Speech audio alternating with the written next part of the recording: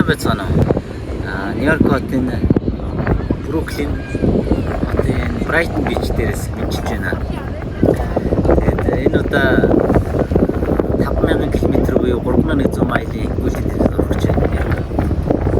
Тэгээд энэ тэмцээн бол одоо Монгол анхудаа оролцож байна. Би одоо анхудаа энэ тэмцээнд орох гэж байна.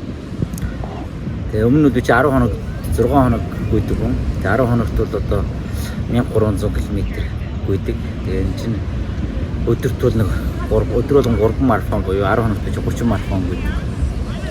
Тэгвэл энэ удаад бол 5000 км-ийг 40 хоногт буюу 119 марафон гүйж байна. Тэгэхээр 5000 км гэдэг бол Улаанбаатар хотоос гараад Хэнтэй аймаг гээд Орнод, Скватар, Дорноговь, Өмнөговь, Баян Хонгор, Говь Алтай, Ховд уусан, Баян Үлгий, тэгээ Сэлэнг Дархан гэдэг Улаанбаатарт буцаад ирэхэд бол яг 5000 км болдог байна. Тэгээд Монгол орноо бүтэн тойр ийм километр. Тэгээд энийг 40 хоногт дуусгаж одоо дэлхийд дамжлагтай зорилготой бэлтгэлээ хийж байна. Тэгээд та бүхэн бас дэмжээрэй. Баярлалаа.